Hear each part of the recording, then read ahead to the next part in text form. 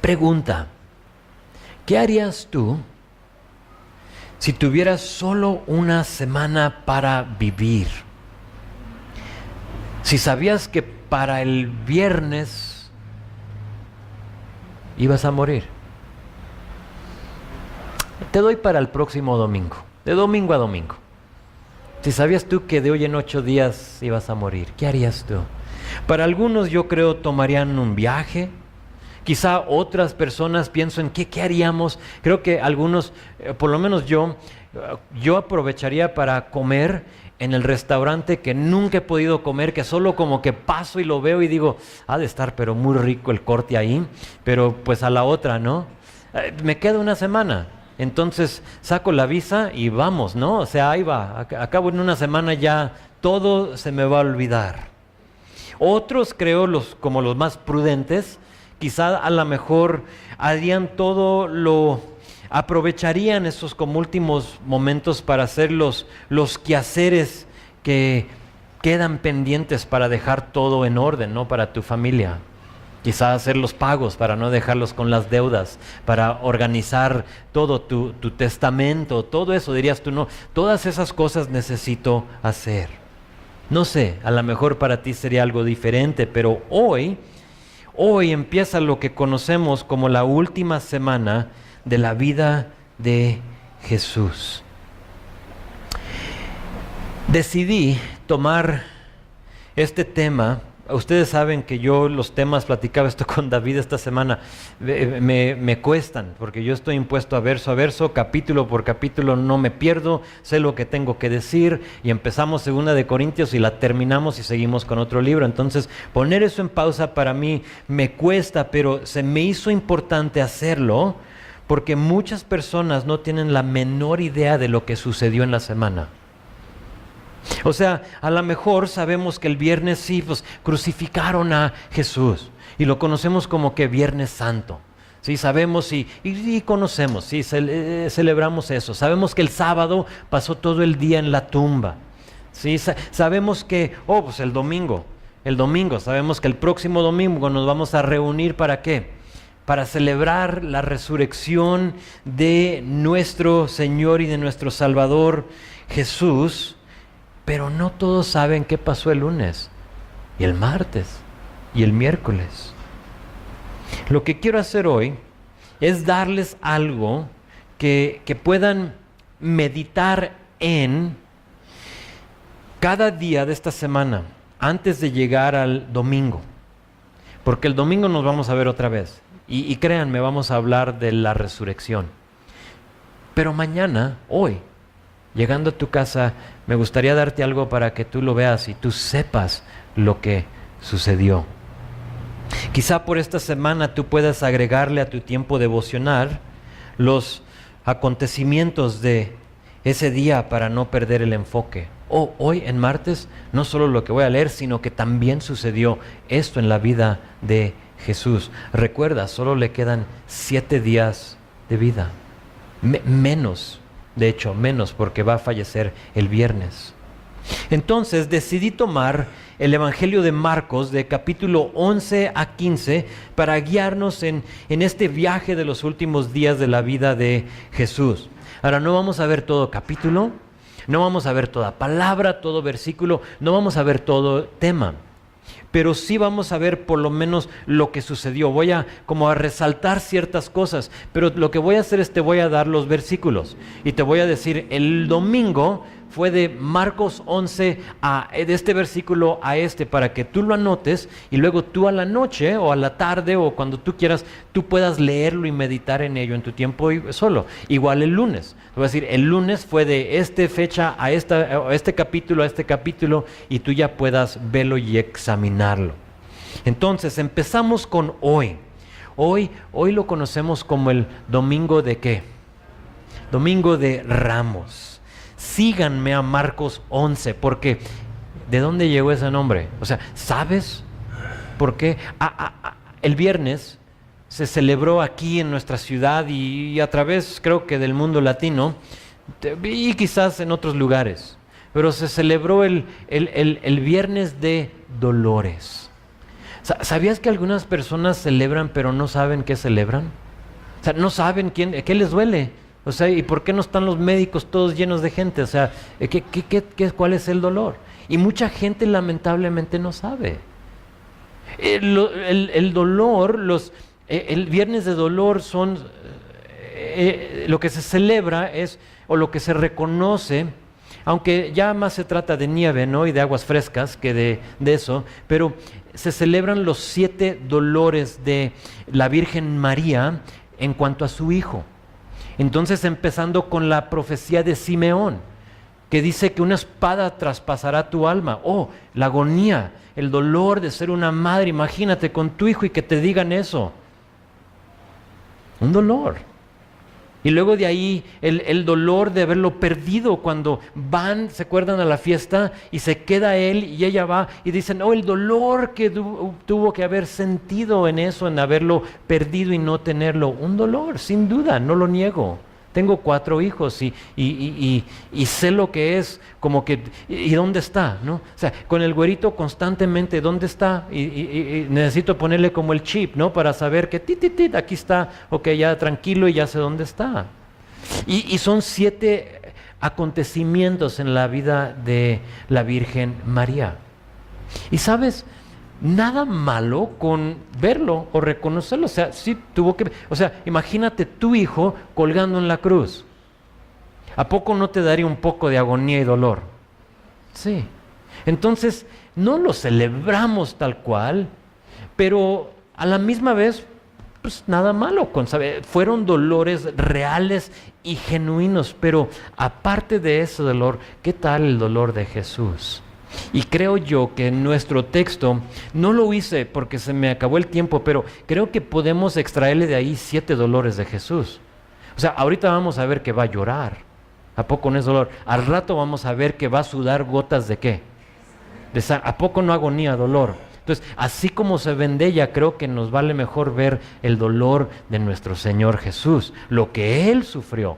Porque a final de cuentas, Él dio su vida por la tuya, no María. ¿Sí? Entonces, nada malo, pero creo que el enfoque está un poquito desviado.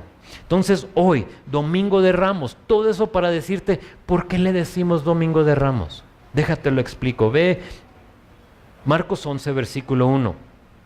Cuando se acercaban a Jerusalén, junto a Betfagé y a Betania, frente al monte de Olivos. Ahora, me detengo ahí para decirte de que Betania está a solo 3 kilómetros de Jerusalén. Entonces, ya tienes una idea.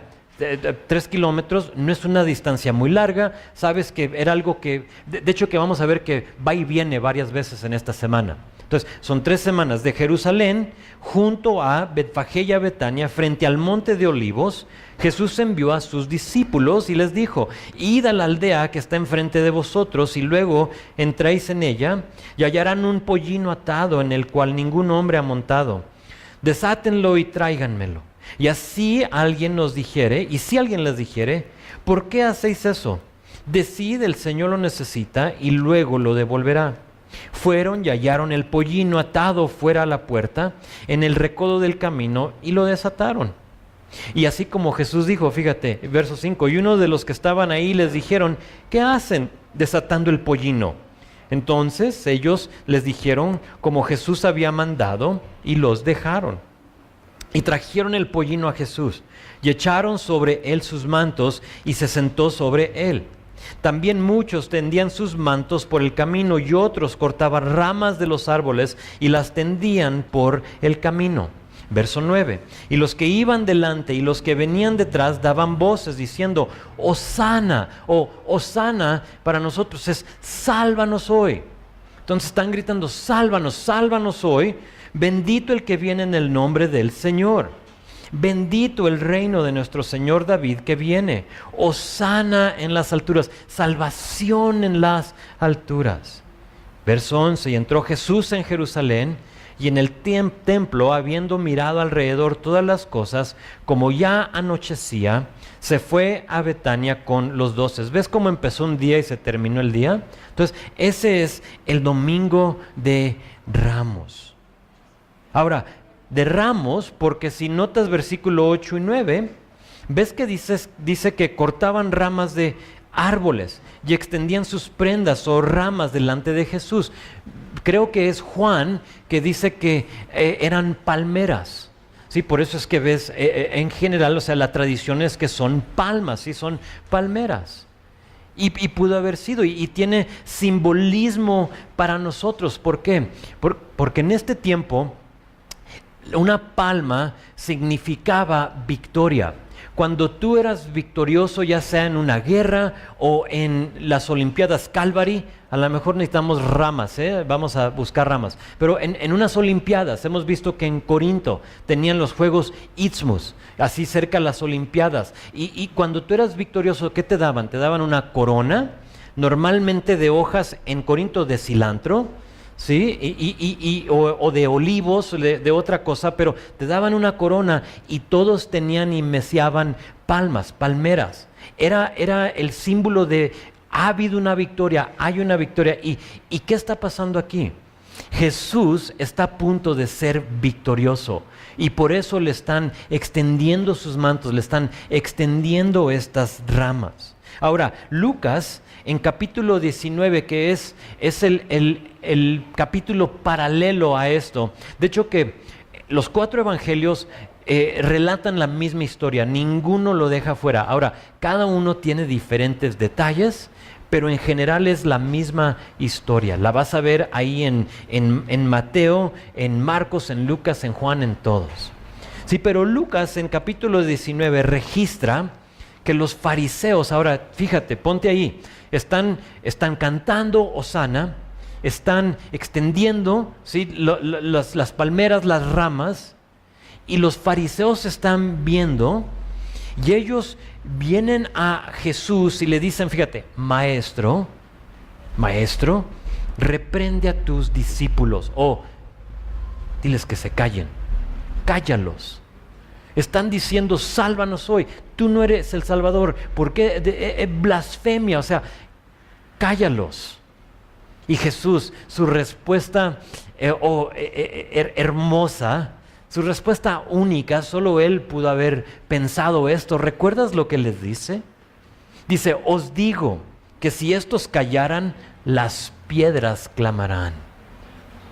Las piedras clamarán. Estaba viendo hoy en Salmo 56, si no me equivoco, creo es 65, discúlpame, que dice que el desierto, los collados, los llanos, todos claman al Señor. ¿Y qué crees?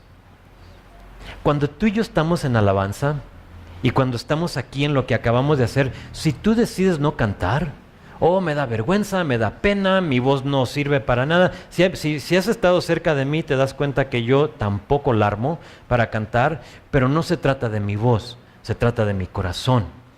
Entonces, si yo no lo hago, hasta las piedras van a clamar.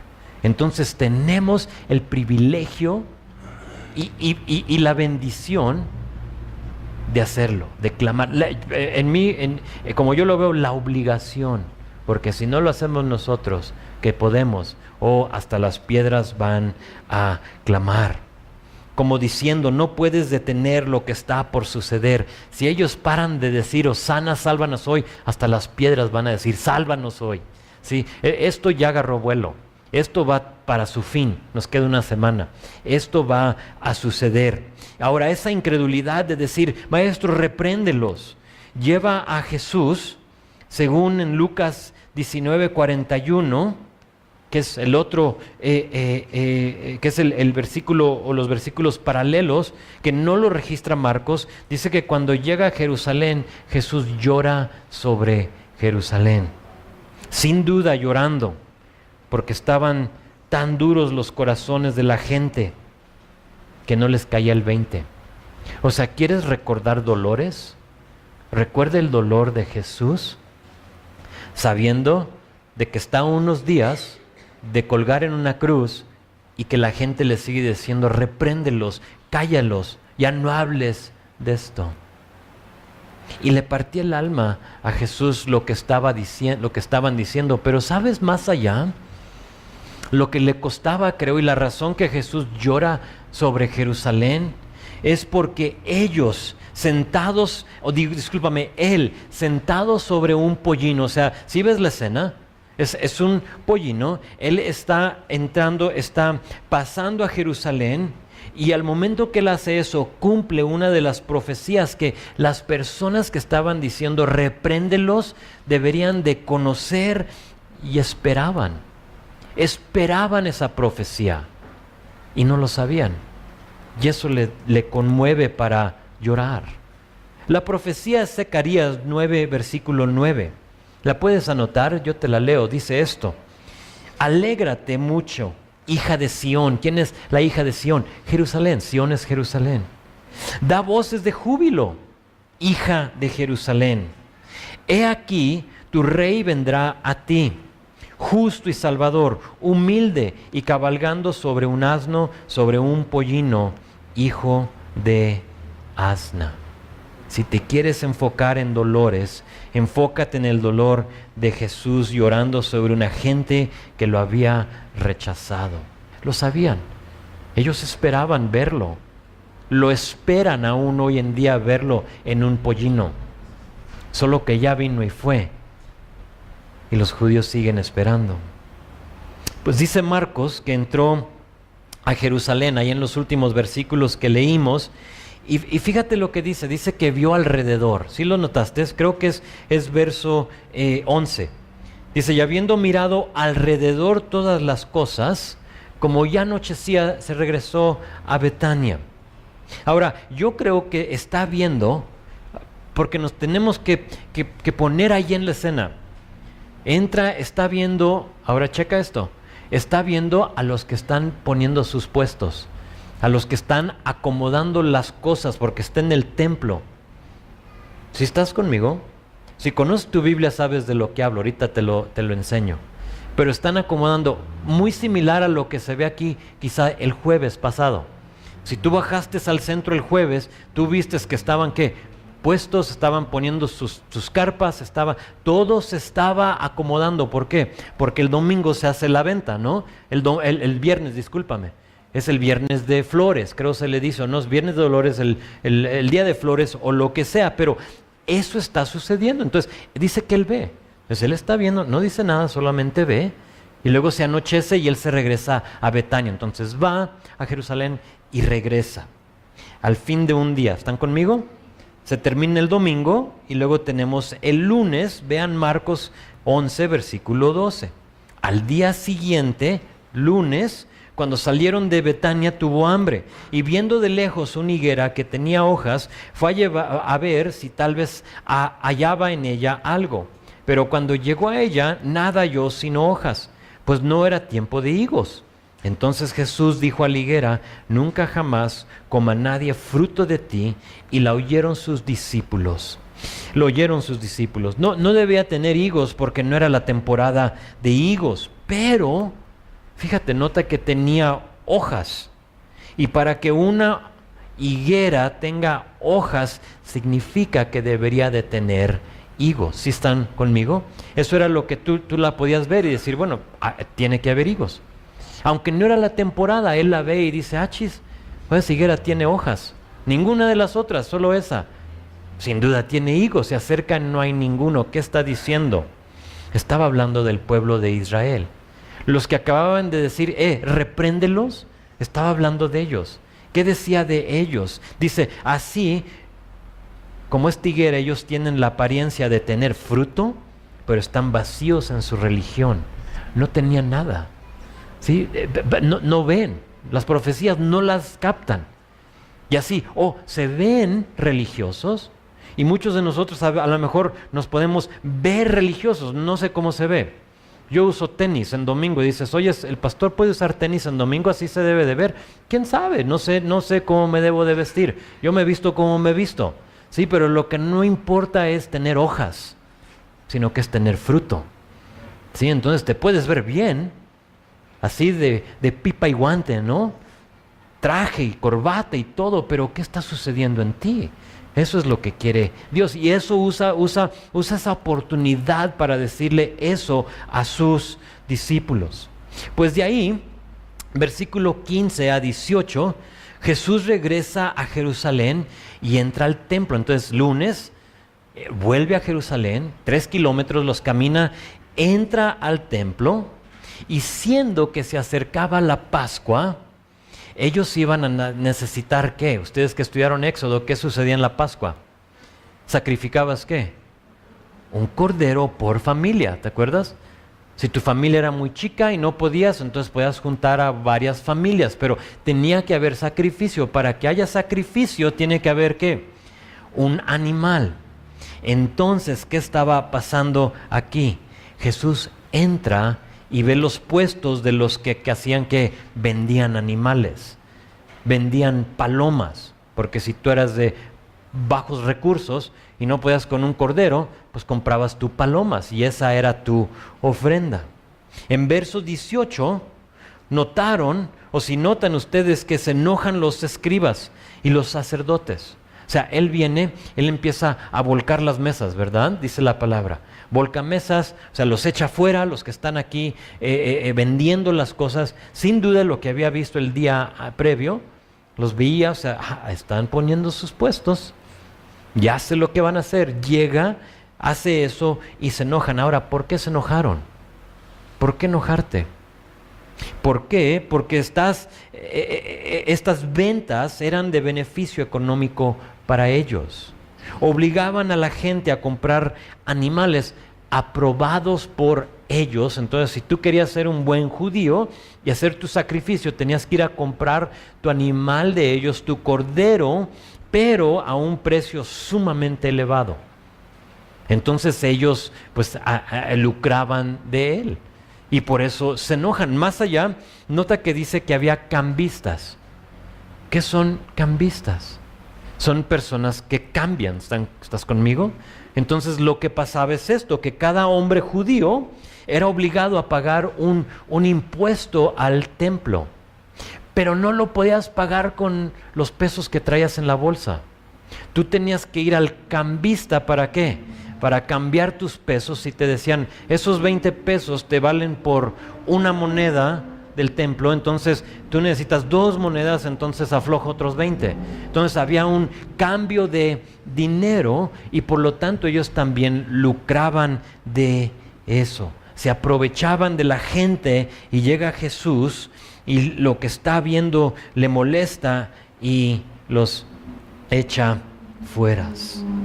Jesús se molestó porque el templo debía de ser, ¿qué dice la palabra ahí? Casa de oración, pero lo han convertido en una cueva de ladrones. Me encanta, si te pones a pensar, Jesús en su última semana protegiendo a la gente de los religiosos, protegiendo a la gente de la extorsión, protegiendo a la gente de lo que suele suceder lamentablemente en la iglesia muchas veces. Y usamos esa cajita de ofrendas para lucrar de la gente. No se vale. Y en la última semana de vida Jesús está dirigiéndose a esas cosas. Pues Jesús los echa fuera. Y vean versículo 19. Pero al llegar la noche, Jesús salió de la ciudad. Se termina el lunes y regresa a Betania una vez más. Veremos una serie de entradas y de salidas. Ya esta es la segunda vez que va a Jerusalén y regresa, va a Jerusalén y regresa. Eso va a ser en su última semana. Mientras que algunos decimos, vamos a ese restaurante que me encanta, vámonos de vacaciones. Jesús dice, no, yo voy a invertir en la gente, voy a amar a la gente, voy a instruir a la gente. Ahora, ese fue el lunes. Llegamos al martes. Mucho pasa en martes, no lo podemos ver en su totalidad, pero quiero que anotes ahí tu Marcos, capítulo 11, de versículo 20 a todo el capítulo 13, de versículo 1 a 37, más los primeros versículos de 14. Es como 14 de 1 al 11. Todo eso sucede en martes. Vean conmigo versículo 20, ahí es donde empieza el martes. Dice, y pasando por la mañana, ¿sí ven que es otro día? Pasando por la mañana, ya es martes, vieron que la higuera se había secado desde las raíces, la misma higuera del día antes. Y ya sabemos por qué. Entonces, ven, están caminando por la misma ruta y luego vean verso 27. Volvieron entonces a Jerusalén y andaban por el templo. Entonces otra vez va y regresa y está por el tiempo y siguen pasando los días. Y aquí en martes hay mucho que considerar, pero como les dije, te di las citas para que tú, este martes, junto con tu tiempo devocional, te des el espacio y el tiempo para leer estos capítulos, para que tú pienses en que en este día esto estaba sucediendo en la vida de Jesús. Entonces regresa una vez más a Jerusalén, sabe que lo quieren arrestar, sabe que lo están tratando de atrapar, ya van varias cosas que le han preguntado, varias veces que quieren acabar con él, pero su tiempo todavía no había llegado. Entonces, porque él sabía que el martes no era su tiempo, él puede caminar por el tiempo confiadamente, sin problema. Sabía que todavía no era su tiempo, todavía no llegaba el viernes. En capítulo 11 a capítulo 13 y capítulo 2 en medio, pasa lo siguiente. Ahora no los puedo resaltar todos los acontecimientos, pero te voy a decir de algunos. Dentro de estos versículos, en capítulo 11, 27 a 33, ves la conversación entre Jesús y los sacerdotes en cuanto a su autoridad. ¿En qué nombre haces esto? ¿Sí? Y luego él les hace unas preguntas a ellos, no le contestan y pues no te digo. ¿Sí? O sea, el bautismo de Juan, ¿sí? ¿Fue del cielo o fue del hombre? Y no le pueden contestar. Entonces no te digo. Todo eso sucedió ese día. Dentro del martes también tenemos dos parábolas. Tenemos una parábola de los hijos y tenemos la parábola del hombre que plantó una viña. Una de esas parábolas la vas a encontrar en Marcos 12, del 1 al 12, y la otra la vas a encontrar en el pasaje paralelo que es Mateo capítulo 21. Entonces ahí lo puedes anotar, lo puedes leer si te interesa. Mientras que está ahí en el templo, le preguntan acerca del tributo. ¿Recuerdas eso? ¿Es lícito darle tributo a César, sí o no? Le hacen esa pregunta. Lo hacían porque lo querían poner entre la espada y la pared, ¿no? O sea, a ver qué dice, ¿sí? A ver cómo responde. Eso está ahí en Marcos 12, 13 a 17. No solo eso, sino que le preguntan acerca de la resurrección. ¿Te acuerdas de esa pregunta absurda que le hicieron? Vienen los saduceos. Ahora, los saduceos no creían en la resurrección. Los fariseos sí, los saduceos no. Entonces vienen los saduceos que no creen en la resurrección y le plantean una escena absurda. Le dicen, había una mujer que tenía un esposo y luego ese esposo se murió, no tuvo hijos con él y por obligación se casó el otro hermano con ella. Tampoco él tuvo hijos, pero también falleció. Y luego el tercero, y luego el cuarto. Yo para el tercero ya hubiera fuga, ¿no? O sea, vámonos. O sea, yo nada quiero con esta mujer. O sea, se le están muriendo los esposos uno tras otro, tras otro. Algo le está echando al café. No sé, pero está envenenando a los esposos, quién sabe. Pero la cosa es que, por eso te digo, es absurda en muchos niveles. Y le dicen, o sea, es 1, 2, 3, 4, 5. ¿De quién será la esposa en la resurrección? No creían en ella. No creían en ella. Y Jesús ahí tiene esta conversación con ellos. Les dice, hey, en la resurrección vamos a ser como los ángeles. No va a haber eso, no va a haber el casar, no va a haber el tener eso. O sea, ni conocen la palabra ustedes. Y luego aprovecha para decirles que Dios... Porque el problema era la resurrección y Jesús lo sabía. Y Jesús siempre va a lo que es el problema.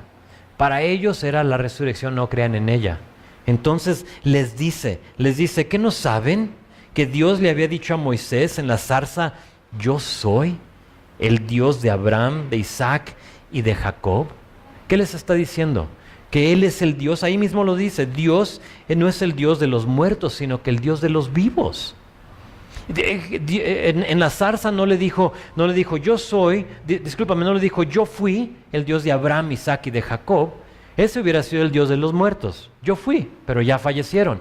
Pero dice, yo soy el Dios. Y Jesús siempre dirigiéndose al problema que tú tengas con Él. Créeme, si tú tienes dudas, broncas, Dios, ¿dónde estás? No existes, no te veo, no te siento. Hey, tú ve a la palabra y se te va a mostrar. Ahí lo vas a encontrar. Eso hizo con estos hombres. Lo tratan de atrapar y Jesús se los quita de encima y luego habla del gran mandamiento. Le dicen, ¿y cuál es el gran mandamiento? Y ahí en capítulo 12, de 28 a 34, tú verás que Él va a decir, es el amar a nuestro Señor Dios con todo tu corazón, con toda tu alma, tu mente y tus fuerzas. Y amar a tu prójimo como a ti mismo. Esencialmente les está diciendo, todo gira alrededor de los 10 mandamientos, todo gira alrededor de esa ley, de amar a Dios y amar a tu prójimo. ¿Por qué? Porque los primeros 4 mandamientos se dirigen a tu relación con Dios y luego de 6 en adelante se dirigen a tu relación con tu prójimo. ¿Sí? Honra a tu padre y a tu madre. No adulteres, no codicies, no mates, ¿sí? No robes. Todo eso tiene que ver en el plano horizontal. Y luego hay el plano vertical con Dios. Otra vez lo tratan de atrapar y no funciona. De ahí les habla de ser el hijo de David y del Señor de David, algo muy interesante. Capítulo 12, 35 a 37.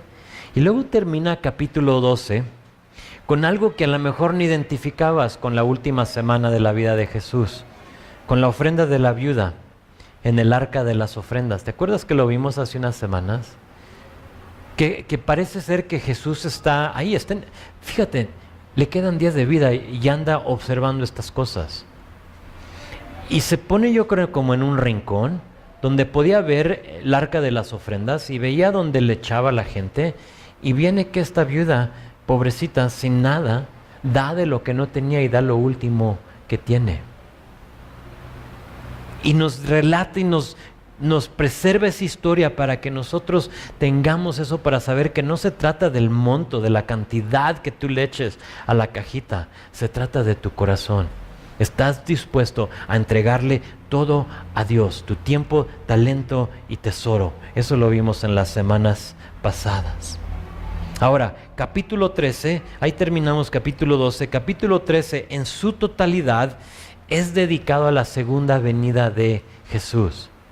Un tema sumamente importante. Lamentablemente no tenemos el tiempo para verlo en su totalidad, pero lo conocemos. Les digo unas cosas, como el discurso de los olivos, porque si lees ahí, verás que él se retira, dice que al monte de los olivos, pero con vista a Jerusalén. Y si has sido tú te das cuenta que del monte de los olivos, ahí tú puedes ver a Jerusalén, al templo. Está ahí a la vista. Entonces por eso se le dice el discurso de los olivos, y sube ahí y solo con sus discípulos les explica de lo venidero, de lo que va a suceder en el futuro.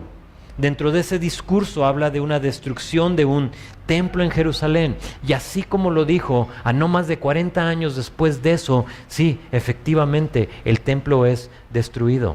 Y no queda, así como él dijo, ni una piedra sobre otra. Lo destruyen en su totalidad. Jesús contesta 2 preguntas de sus discípulos en ese capítulo. Vienen sus discípulos ahí en Marcos 13. Ahora estamos en el martes, todavía es martes, le quedan unos días. Y se detiene y toma el tiempo para contestar sus preguntas. ¿Cuándo serán estas cosas? O sea, lo que nos estás diciendo del futuro, ¿cuándo serán? ¿Y cuáles son las señas? Muy, muy buenas preguntas. Quizá tú tienes las mismas preguntas. Sería de beneficio que tú leas Marcos capítulo 13. Dentro de la respuesta a sus preguntas, les dice de una profanación de un templo. Va a haber uno que va a profanar el templo. Puedes leer de eso en Apocalipsis si te interesa. Va a haber una gran tribulación, y cómo es que esa profanación de ese templo va a ser la desolación, Se me escapó el nombre. Desoladora, pero se me olvida el término. A lo mejor me puedes ayudar. ¿Quién se lo sabe? Abominación desoladora. Va a suceder eso y después de eso va a arrancar la gran tribulación. Dentro de lo que les está diciendo ahí, les dice y los anima que después de todo eso, Él vendrá de nuevo. Y eso es lo que todos necesitamos reconocer y entender. Es el punto de todo eso. Marcos 13 es que sí, va a suceder todo eso. Para la iglesia no, Jesús nos va a arrebatar. Pero para los que se quedan es eso, es Marcos capítulo 13. Y al final Él va a regresar. Y a pesar de todo eso, y porque todo eso va a suceder, vean el enfoque de todo. Dirígete conmigo a versículo 32 de capítulo 13. Dice: pero de aquel día y de la hora nadie sabe, ni aun los ángeles que están en el cielo, ni el Hijo sino el Padre. Y luego te dice que hagan, porque muchos nos estancamos ahí. O sea, le ponemos fecha, decimos va a llegar en este día, porque tenemos estas señales y hemos visto, entonces viene en este año, y va y viene la fecha y nada pasa. Y nos estancamos ahí sin ver verso 33. Verso 33, si de veras quieres saber qué hacer, les dice esto: mirad, velad, llorad, porque no sabéis cuándo será el tiempo. Con 3 días restantes de vida, Jesús habla de la esperanza que hay en Él. Impresionante, impresionante. Ahora, aparte de eso, en martes, también sucede lo de Marcos 1 al 11. Dice que estando en Betania, en casa de Simón el leproso, una mujer llega y lo unge con un perfume costoso de nardo. Y sabemos que tenía una cantidad, o sea, tenía un valor impresionante, ese perfume de nardo. Y ahí entre los que están viendo está uno de ellos. No lo nombra, pero sabemos que es Judas. Y Judas se enoja. Y Judas les dice: lo podíamos haber vendido y dado a los pobres. Lo que pasa es que Judas era el tesorero. Judas se encargaba de la cajita de madera. Entonces Judas quería los 300 denari. ¿Para qué? O sea, le pongo 200 a la cajita y me quedo con 100. Marcos capítulo 6 nos dice que para alimentar a 5,000 personas eran 200 denari. Entonces, este perfume, imagínate, 5,000 personas, con este perfume alimentabas mucho más de eso. 7,500 personas, si te gusta. Entonces era una gran cantidad. Y Judas, ¿qué pasa con él? Se enoja y termina con él saliendo y ofreciendo entregar a Jesús. ¿Por qué? Por 30 piezas de plata. Todo eso sucede el martes. Eso fue el martes de esta semana. Entonces llegamos al miércoles. El miércoles tiene muy poca actividad registrada en la Biblia. No ves mucho. Hay muy poco. Quizá sabemos que estaba en Betania, entonces es muy probable que pasó tiempo ahí con la familia de Marta, de María, de Lázaro. Sabemos que él amaba a esa familia y que esa familia lo amaba a él, y ellos vivían ahí en Betania, y es muy probable que fue como un día de reposo, donde no hizo mucho. No tenemos mucho registrado de lo que sucedió ahí. Pero viene el jueves. Y en el jueves todo cambia. Todo está a punto de cambiar el jueves. Síganme a Marcos capítulo 12. Y si quieres saber lo que pasa el jueves, pon ahí Marcos capítulo 12 a versículo 72. Son muchos los versículos, obviamente, mucho sucede en jueves. Pero ven conmigo verso 12.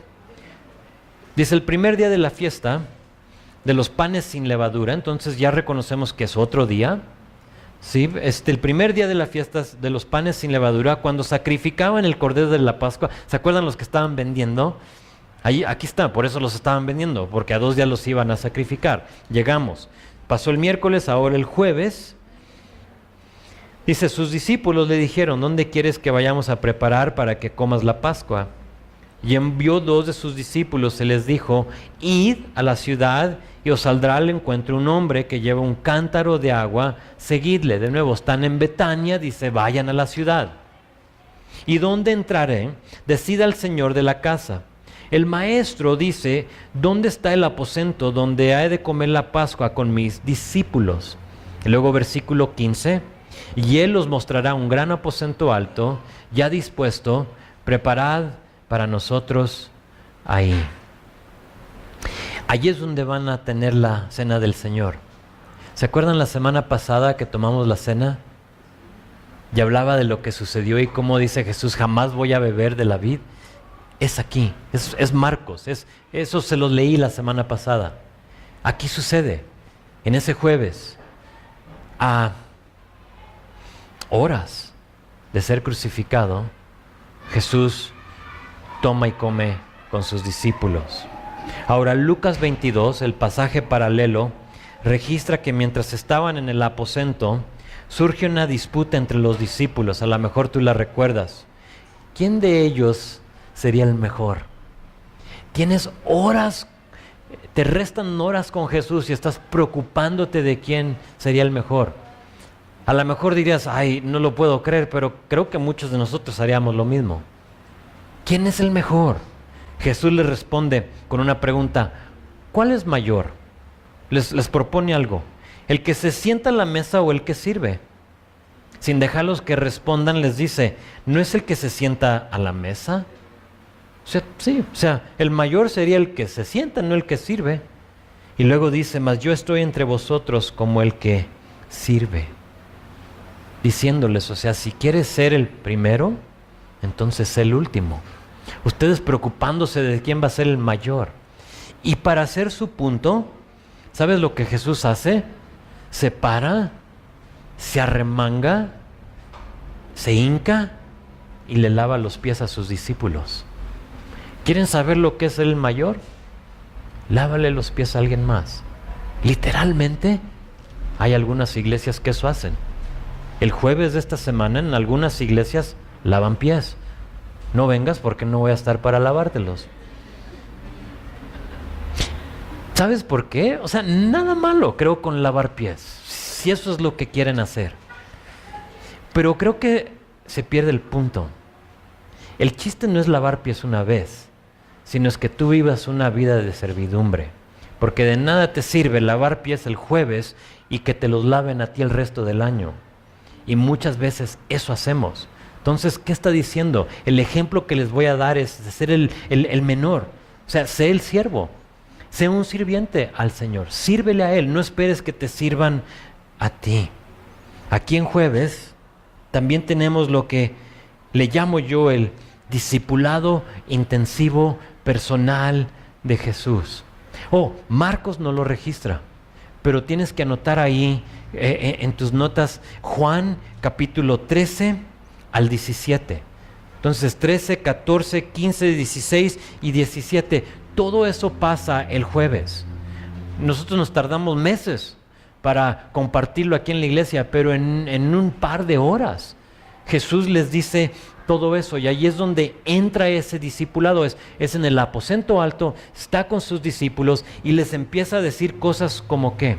Cosas como Juan 14, les habla de su salida. En unas horas me voy, van a venir por mí, me van a arrestar, pero en mi lugar se queda ¿quién? El Consolador. Nos introduce al Consolador. ¿Quién es el Consolador? El Espíritu Santo. Y aprovecha a Jesús para decirles eso. Sé que los dejo solos, sé que los voy a abandonar físicamente, pero no me voy, porque dejo al Consolador, y más que el Consolador les dejo mi palabra. Entonces, aunque no tengamos a Jesús aquí físicamente, lo tienes aquí, más lo tienes en su Consolador. Y luego Juan 15, la vid y los pámpanos, donde Jesús dice, separados de mí, nada podéis hacer.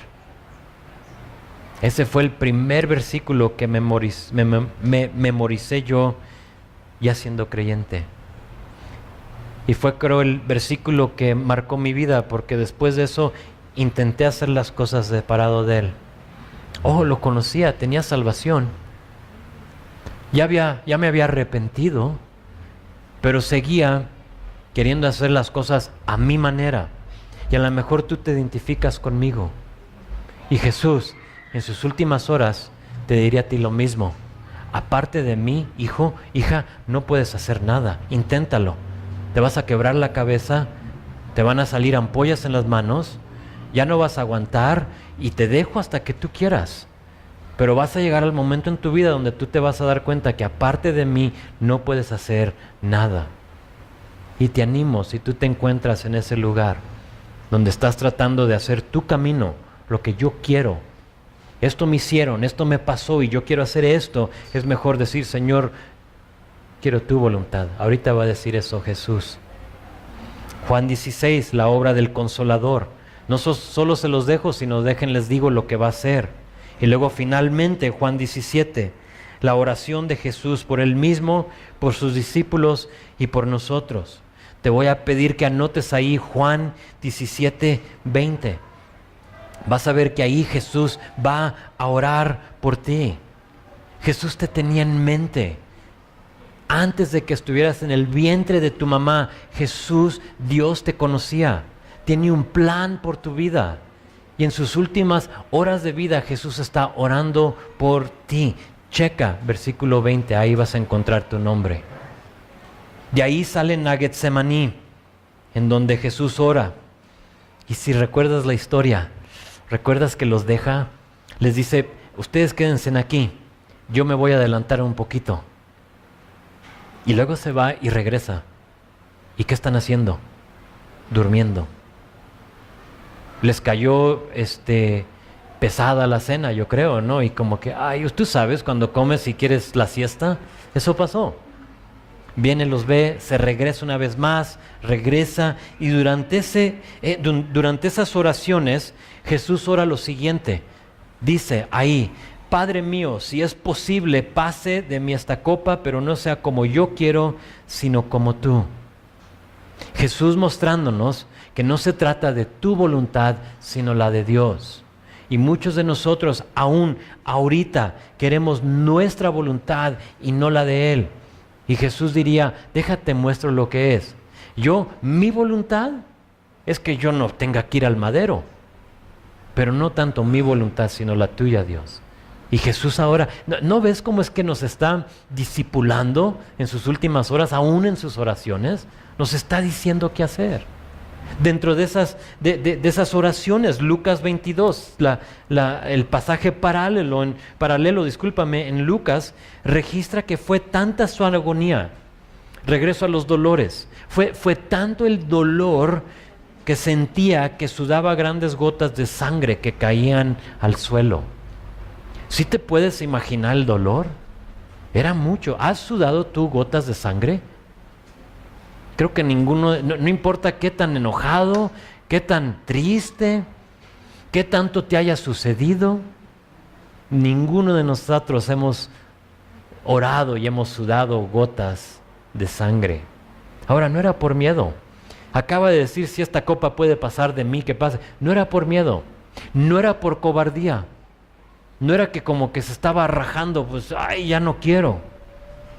Sino que sudaba gotas de sangre por el pensar, el mero pensamiento de que por primera vez iba a estar separado de Dios, mientras que tomaba tu pecado y el mío. Que ese pecado, mientras que Él toma ese pecado, iba a haber una separación del Padre. Por eso se oscurece en ese momento. ¿Te acuerdas que hay una oscuridad? Puedes leer de ello, te voy a animar que leas de ello el viernes. ¿Por qué una oscuridad? Porque hay una separación en el Padre y el Hijo, mientras que Él está tomando todo el pecado tuyo, pasado, presente y futuro. Y eso lo lleva a un lugar de dolor para sudar gotas de sangre. Termina de orar, regresa con sus discípulos y en Marcos 14:41 no se enoja con ellos porque los encuentra durmiendo, no les da latigazos, sino que en Marcos 14:41 dice basta. No, ya basta con ustedes, una bola de soñadores. No, sino que basta, dice, la hora ha venido, he aquí el Hijo del Hombre es entregado en manos de pecadores. Llegó el tiempo. Llegó el tiempo. Es jueves. ¿Recuerdas que te dije que en jueves pasan muchas cosas? Él está ahí en el jardín. No sé si todavía se le ven las marcas de las gotas de sangre. El punto es que está ahí y luego escucha que viene gente y ve a su alrededor. ¿Y quién crees que ve? A Judas. Y dice la palabra que venía Judas con sacerdotes, con escribas y con mucha gente con espadas y palos, como si era un asesino, si era alguien que él mismo les dice, o sea, me tuvieron en el templo y nunca me arrestaron, o sea, me tenían entre ustedes y nunca me trataron así. ¿Por qué hoy? ¿No necesitan palos ni espadas? Me entrego. Y llega Judas y llega con su beso de traición y lo arrestan. Dice la palabra que lo van a atar. Entonces lo tienen atado, se lo llevan, y Marcos capítulo 14, de versículo 43 a versículo 77, que es el final del capítulo, Marcos registra que ahí lo van a poner atado delante de Anás y Caifás, 2 juicios. Ahí también vas a ver la negación de Pedro. ¿Te acuerdas lo que pasó con Pedro? Ahí lees de eso. Eso pasó el jueves. Y luego también vas a ver el juicio ante el Sanedrín. Van a ser 3 juicios de Jesús esa noche. Todo eso sucede muy de noche, y en la noche se termina el jueves y luego llega el viernes. Oh, el viernes. Marcos, viernes, capítulo 15, de versículo 1 a 47. Quiero que lo anotes porque me gustaría que el viernes leyeras eso. Date el tiempo. Lee Marcos 15, 1 a 47. Voy a leer solo unos versículos. Versículos 1 dice, muy de mañana, ¿ves que ya cambió el día? Muy de mañana, habiendo tenido consejo los principales sacerdotes con los ancianos, con los escribas y con todo el concilio, llevaron a Jesús atado y le entregaron a Pilato. Pilato le preguntó, ¿eres tú el rey de los judíos? Y respondió él, le dijo, tú lo dices. Y los principales sacerdotes le acusaban mucho. Otra vez le preguntó Pilato diciendo, ¿nada respondes? Mira cuántas cosas te acusan. Mas Jesús ni aun con eso respondió, de modo de que Pilato se maravillaba. Y aquí nos muestra Jesús que a veces es mejor quedarnos callados que responder. De hecho, que me atrevo a decir que las veces que tú sientes el impulso de responder es el momento que te debes de quedar callado. Si te notas, la única vez que respondió fue algo que ellos le dijeron a él. ¿Eres tú? Tú lo dices. Pero cuando le dicen, defiéndete. O sea, ¿qué no ves lo que están diciendo de ti? Que es el momento que nosotros en general buscamos para decir, ¡ay, te va con todo! Jesús no abre la boca. Y una vez más, mostrándonos a nosotros cómo vivir y cómo conducir esta vida. Si quieres ser más como Jesús, no digas nada, no respondas cuando te están acusando. Deja que Él luche y pelee tus batallas, porque tú no puedes. Nada bueno va a salir de nosotros en ese momento.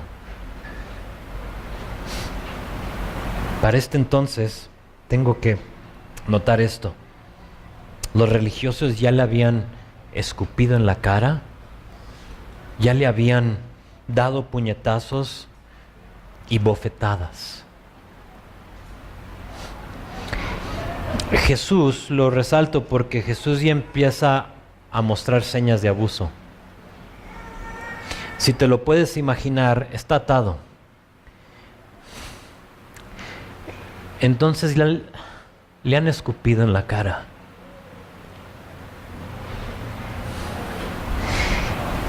¿Y cómo te quitas lo que te han escupido cuando tienes las manos atadas? O sea, así. Entonces, si te pones a pensar en Jesús, tiene gargajos en su cara, su rostro. Ya le han dado sus puñetazos, sus bofetadas, quizás tiene el ojo hinchado, quizás su mejilla ya está sangrando, no sabemos, pero ya lo han azotado.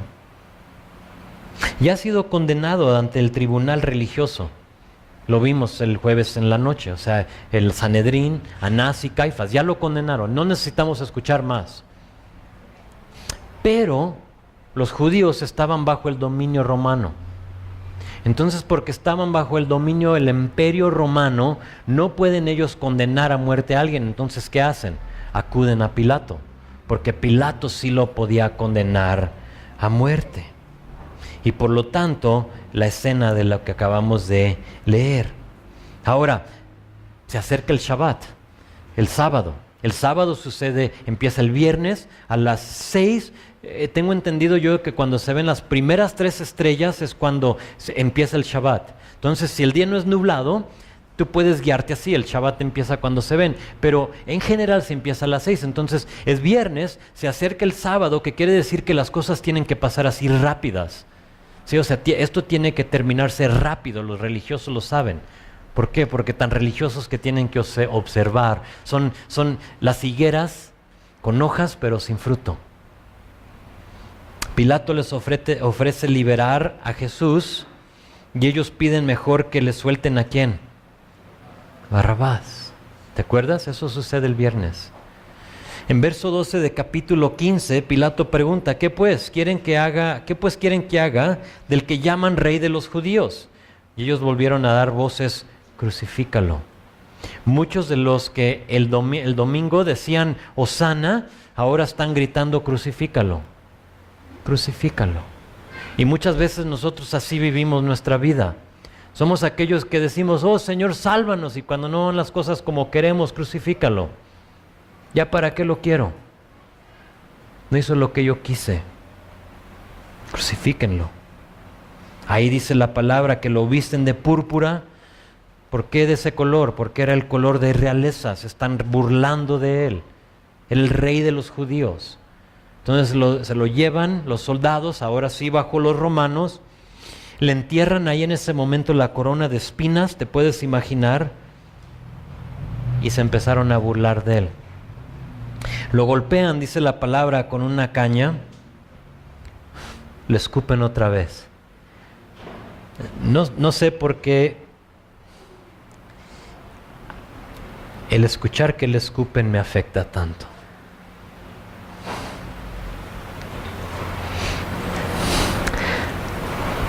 A lo mejor porque en un tiempo yo le escupí también.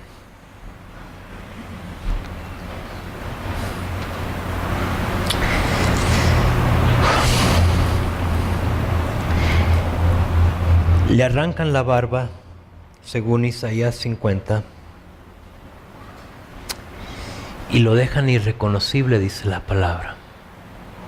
Ya no lo puedes reconocer. Se ve como carnada.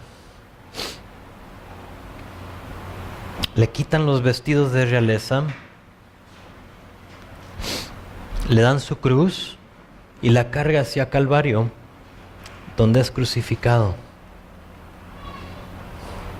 Todo eso lo encuentras en Marcos, capítulo 15, de 21 a 47. Te animo a leer eso este viernes. Recuerda lo que Jesús hizo por ti. Recuerda lo que soportó para ti. Medita en ello. Piensa en ello. Te animo el viernes a no solo leerlo, sino que date el tiempo para involucrar tus 5 sentidos. Busca un lugar donde tú puedas olvidarte de todo y piensa en qué has de haber olido ese día. O sea, ¿a qué olía el ambiente? ¿A sangre? Porque ya no solo es Jesús, sino que sabemos que hay 2 ladrones con él. Entonces está fluyendo la sangre. Si tú sabes, la sangre tiene su olor. Entonces, ¿olía sangre? ¿Qué tocabas? A lo mejor tú puedes pensar estar ahí y ver las cruces y apoyarte de un árbol y sientes el árbol, el tronco, o te sientas y te respaldas sobre de él y recuerdas lo que se siente es estar ahí viendo, sentado, viendo, mientras que tu Señor está colgando en la cruz. ¿Qué veías? A lo mejor alzas la vista, te limpias las lágrimas y ves a María Magdalena sentada allá. Ves a María, la madre de Jacobo, ves a Salomé. Ves a las familias, esto me impactó a mí mucho, ves a las familias de los ladrones que están colgando ahí, porque sin duda, por lo menos, si era mi hijo, yo iría. Aunque fuera ladrón, yo iría. Es mi hijo. Y me pongo a pensar en las familias de estos dos ladrones ahí, llorando, pensando la mamá, no es el fin que yo quería para mi hijo. O sea, ¿quién de nosotros quiere ese fin? Ninguno. Y los veo ahí, me pongo a pensar en estas familias, pero más que nada me pongo a pensar en los ruidos. ¿Qué se hubiera, a qué se oía? Los gemidos de nuestro Señor Jesús en la cruz mientras está colgando. Les ponían un pedacito de madera aquí en la trasera para que reposara en ello. ¿Por qué? Para que sea una muerte cruel. Porque sabían que si se reposaba ahí, respiraba. Pero solo podía aguantar ahí un rato para cuando otra vez caía. Y tenía que volver a jalarse, y el dolor, o sea, piensa en lo que a lo mejor se están rotando los tendones, o que a lo mejor él empieza a gemir de levantarse, no solo él, sino que también los otros dos ladrones. ¿Qué se ha de haber sentido estar ahí y oír el golpeteo de los martillos en lo que le entierran en las muñecas los clavos? Los llantos de los que estaban ahí. Y creo lo que más me impacta es la burla de los que se burlaban de él. Los que meneaban la cabeza. Sálvate. Y él no hacer nada. Ya me pasé demasiado, pero quiero concluir con lo siguiente. Jesús pasa 6 horas en la cruz. Y siendo que atardecía, ¿recuerdas que dije que llegaba el Shabbat? Y siendo que atardecía, no solo el Shabbat, sino que también empezaban las preparaciones de la Pascua, era la Pascua. Entonces todo esto está pasando, entonces los religiosos, los fariseos, mandan matar a Jesús porque lo tienen que bajar. No se valía dejarlo en la cruz colgando. No era legal hacer eso. Entonces, si te acuerdas, llegan a Jesús, pero ya está muerto. Le iban a romper las piernas para que ya no se pueda levantar. Pero ven que ya está muerto, y ¿qué hacen? Le traspasan su costado con una lanza, y de él sale agua mezclado con sangre. Pide el cuerpo un hombre, José de Arimatea, y lo baja. Y entre él y Nicodemo, ¿recuerdas Nicodemo que vino en la noche? Nicodemo creyó en el Señor. Y él lo baja, y dice que lo envuelven en lienzos y en especias aromáticas, y lo ponen en un sepulcro nuevo. Así termina el viernes, la muerte de nuestro Señor Jesucristo. El sábado es el día de reposo, y pues si tú sabes la tradición judía, el sábado no se hace nada. Ese es el día de reposo, no se debe de hacer nada, pero sí sabemos que hay soldados en la tumba, fuera, custodiando de ella, o sea, cuidando, guardando la tumba, que nadie entre, que nadie esté. Eso sí sabemos que está sucediendo el sábado. Jesús va a pasar 3 días en la tumba, ¿y qué creen? Tendremos que esperar para el próximo domingo para ver cómo termina la historia, o más bien cómo empieza la historia. ¿Qué harías tú con tus últimos 7 días de vida? Jesús los aprovechó para hacer 2 cosas. Uno, para preparar a sus discípulos para que lleven el mensaje de salvación. Y vemos cómo es que el discipulado los está preparando. Viene el Consolador, o sea, este mensaje tiene que seguir. Ustedes son la portavoz. No pido que los saques del mundo, Señor, sino que los guardes. Santifícalos con la verdad. Tu palabra es verdad. Preparándolos. Juan 17. Pero no solo eso, sino que también Jesús hizo todo lo posible para alcanzar a los que más lo odiaban. Esa fue la vida de nuestro Señor Jesús. Entonces, ojalá que hoy tuviste un poquito de entendimiento, un poquito más, a lo mejor ya te lo sabías todo, pero sabes lo que sucedió cada día, y ojalá que hayas escrito las citas para que en esta semana tú cada día leas lo que le corresponde según la Biblia. No tradición, no Biblia. ¿Qué dice la Biblia sucedió ese día? Y que tú no solo lo leas, sino que medites en lo que hizo Jesús, da gracias, llora si tienes que llorar, nada malo con llorar, es bueno.